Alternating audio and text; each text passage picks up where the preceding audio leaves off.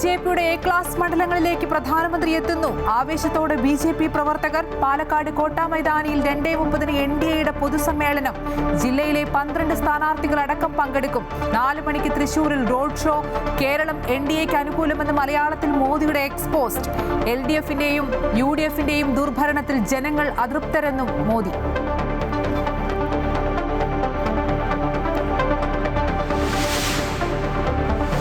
SDPIയും CPMും തമ്മിലുള്ളത് പരസ്യധാരണയെന്നും മുഖ്യമന്ത്രി നേരിട്ടാണ് ധാരണയുണ്ടാക്കിയതെന്നും രമേശ് ചെന്നിത്തല.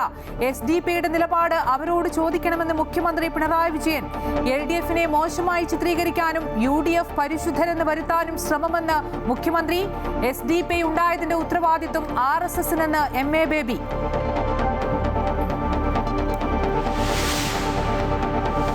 തമിഴ്നാട് നിയമസഭാ തിരഞ്ഞെടുപ്പിൽ TVK അധ്യക്ഷൻ വിജയ് തിരുച്ചിറപ്പള്ളി ഈസ്റ്റിലും പെരുമ്പൂരിലും ജനവിധി തേടും.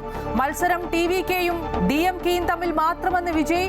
ലഹരിമുക്ത തമിഴ്നാടും 12ാം ക്ലാസ് മുതൽ PhD വരെയുള്ളവർക്ക് 20 ലക്ഷം രൂപ വരെ ഈടില്ലാതെ വായ്പയും പ്രധാന വാഗ്ദാനങ്ങൾ.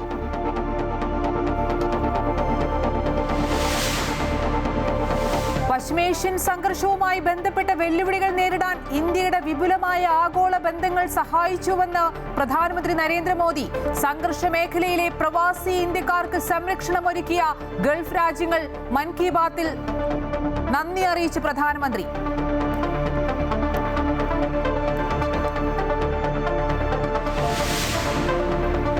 പഞ്ചാബിൽ വൻ ഭീകരാക്രമണ പദ്ധതി തകർത്ത് പോലീസ്. ജമ്മുകശ്മീർ പഞ്ചാബ് പോലീസ് സംയുക്ത ഓപ്പറേഷനിൽ 2 പാക് ഭീകരർ പിടിയിൽ.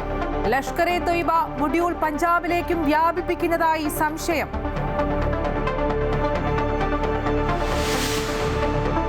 കൊച്ചിയിൽ ആഡംബര ഹോട്ടലിലെ ലഹരിവേട്ടയിൽ അന്വേഷണം ക്രൂയിസ് പാർട്ടിയിലേക്കും. ഇവന്റ് മാനേജ്മെന്റ് ഉടമ ഷോൺ നടത്തിയ ക്രൂയിസ് പാർട്ടിയിലേക്ക് ലഹരി എത്തിയിരുന്നതായി സംശയം.